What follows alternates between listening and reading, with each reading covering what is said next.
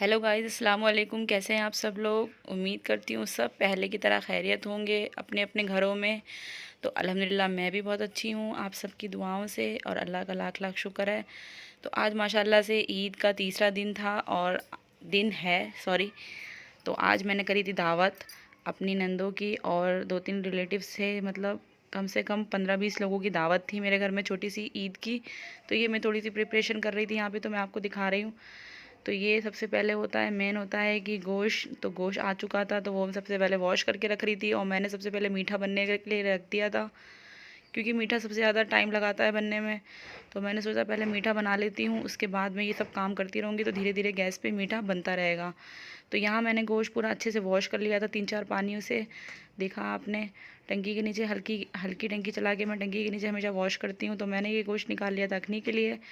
यहाँ पे मेरा दूध बॉईल हो रहा है, ये देखें आप, मीठा बनने के लिए। तो मैं दो तरीके का मीठा बना रही थी। एक मैं सिंपल फेनी बना रही थी, तो एक मैं बना रही थी शीर खुरमा।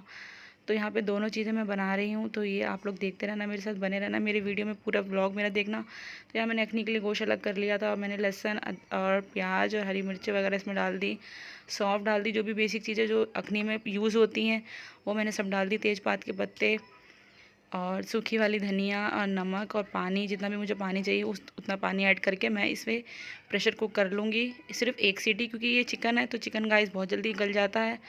तो यहाँ देखिए मेरा मीठा रेडी हो चुका था। तो मैं बीच में क्लिप थोड़ी, ऐसा होता है ना कि अक्सर मैं अकेले ही वीडियो शूट कर रही थी, अकेले ही बना रही थी, तो थोड़ी मेरी मिस हो गई। तो मैंने इसमें चीनी वगैरह सब डाल दी थी। चीनी मैंने काफ़ी देर पकाया था, कम से कम 2-2.5 घंटे पकी थी ये। उसके बाद मैंने ड्राई फ्रूट वगैरह डाल दी। तो ये मेरी अखनी भी रेडी हो चुकी है यहाँ पे। और यहाँ पे मैंने लहसुन अदरक का पेस्ट पीस के रख लिया था।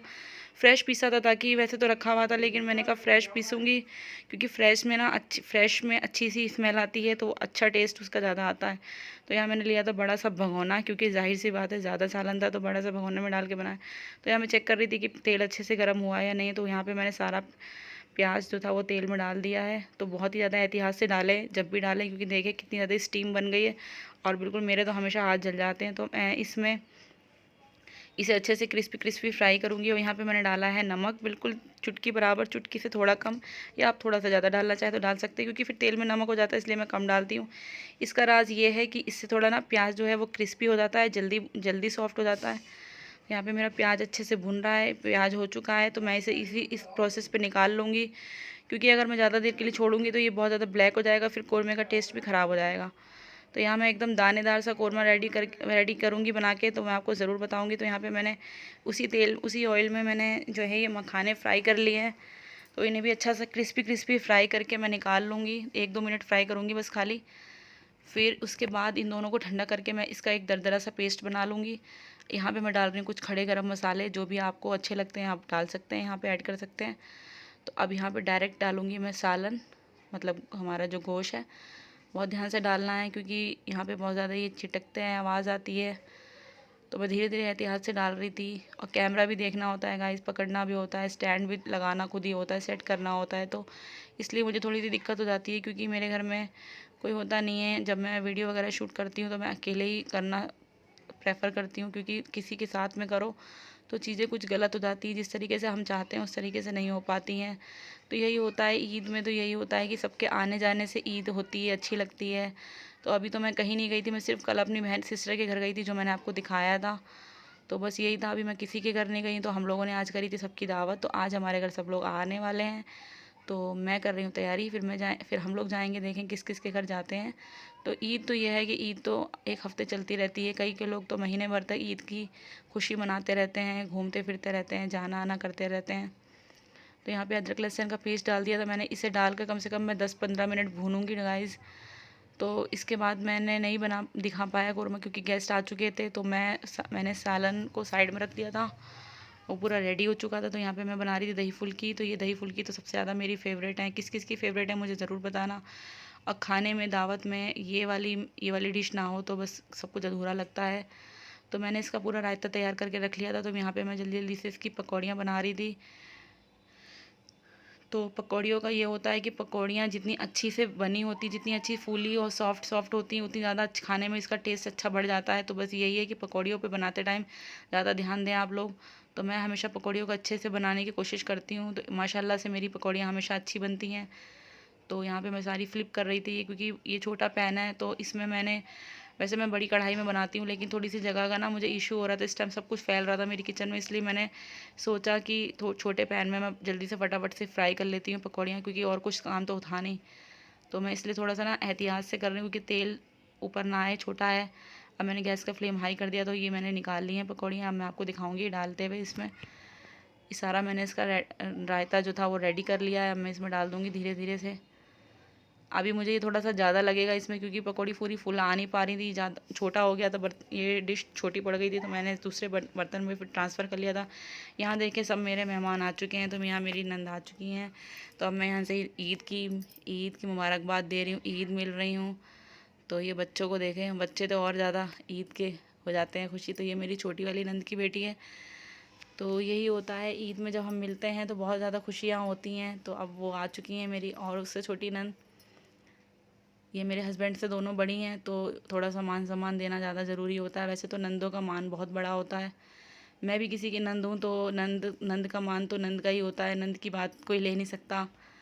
तो यही होता है। ये सब इनके बच्चे हैं, तो बहुत खुश हो जाते हैं सब लोग मेरे यहाँ आके। मामियों से बहुत मोहब्बत होती है, हमें भी अपनी मामियों से बहुत मोहब्बत होती है। जब हम छोटे छोटे थे, अपनी अपनी नानी घर जाते थे, तो हमें सबसे ज़्यादा, हम अपनी नानी के पास नहीं रहते थे ना, नानी के घर रुकते थे। सबसे पहले हम जाते थे अपनी मामियों को देखने, क्योंकि वो मामियों का प्यार एक अलग होता है, प्यार उनका चाहे कुछ भी हो जाए। अब ये देखो छोटे से रोज़गार से गले मिला जा रहा है। यही होता है कि बस बच्चों की ईद होती है, और मामू भांजियों का और भांजों का तो प्यार ही कुछ अलग होता है।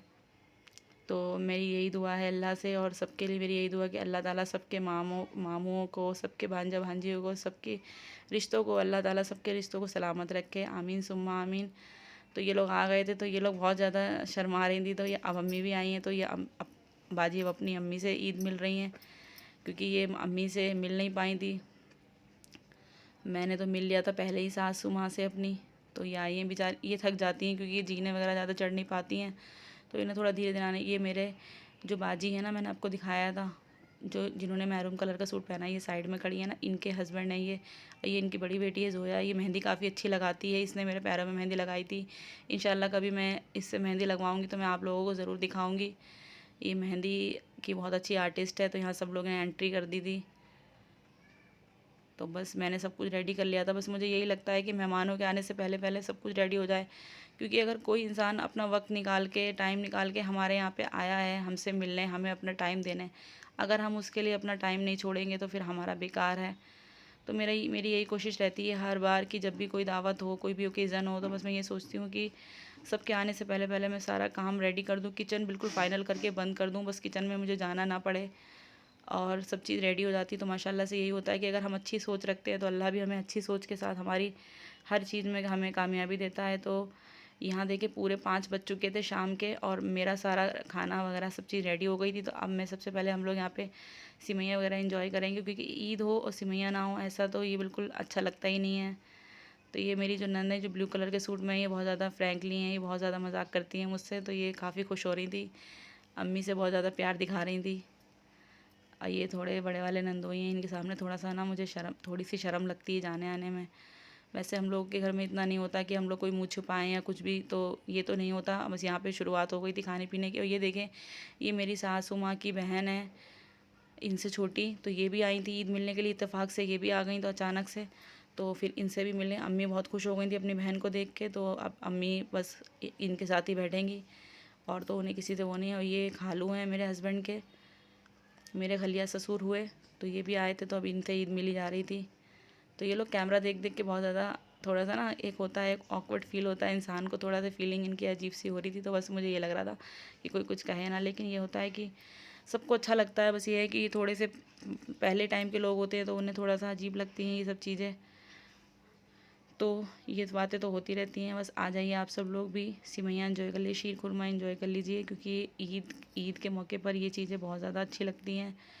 और गाइस ऐसा हुआ ना कि रात में जब हम लोग खाना खाने के लिए बैठे, तो ना लाइट चली गई थी हमारे घर पे, और ऐसा हुआ कि किसी ने ना मेरे इन्वर्टर का जो स्विच था, जो मेन स्विच था, वो भी ऑफ़ कर दिया था। बच्चे आए थे, जाहिर सी बात है कि बच्चे आए हैं, और बच्चों की वजह से ना कुछ पता नहीं था किस बच्चे ने किसने शरारत करी, तो उसका स्विच ऑफ हो गया। तो ये मेरे छोटे वाले नंदोई हैं।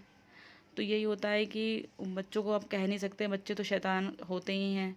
तो बच्चों ने पता नहीं किसने वो स्विच ऑफ कर दिया और वो सारा जो था ना, लाइट काफ़ी देर से गई हुई थी और हम लोग को पता नहीं था, तो मेरा कूलर वगैरह सब कुछ चलता रहा और मैं बिल्कुल ध्यान नहीं दे पाई और मेरा सारा इन्वर्टर लो हो गया और रात में लाइट चली गई। तो बस यही था कि खाने का व्लॉग हम लोग शूट नहीं कर पाए किसी वजह से, यही हो जाता है। तो मुझे बहुत अफसोस हुआ क्योंकि मैंने बहुत मन से हर चीज़ बनाई थी, बिरयानी, कौरमा। तो इंशाल्लाह ताला अगली बार कभी भी दावत होगी तो मैं आपको ज़रूर पूरा पूरा दिखाने की कोशिश करूँगी। अब बच्चे हैं, छोटे हैं, अब इनसे किसी से कह भी नहीं सकते क्योंकि बच्चों के तो बच्चों की बातें होती हैं। तो ये लोग भी आ गए थे तो अब यहाँ पे सब सिवैयाँ खा रहे हैं। और आप सबको मेरी तरफ से फिर से ईद मुबारक हो और अपनी अपनी दुआओं में मुझे याद रखना। और गाइज़ इंशाअल्लाह ताला जिस तरीके से हमने रमज़ानों में अपने टाइम गुजारा है, रमज़ानों में हमने इबादत करी है, अच्छे अच्छे काम करें हैं, बस मेरी यही दुआ है सबके लिए कि सब लोग जो हैं पूरे साल इसी तरीके से इबादत करें, अल्लाह का ज़िक्र व खैर करें।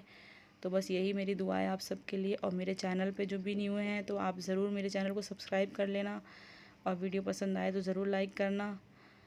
तो यहाँ पे सब लोग बैठ के सिवैयाँ वगैरह खा रहे थे तो मैं सर्व कर रही थी इन लोगों को, क्योंकि सब लोग होते हैं तो मुझे ना, मेरी आदत ऐसी है कि मुझे ना थोड़ी शर्म आती है नंदोइयों के सामने जाने में, मैं ज़्यादा जाती नहीं हूँ।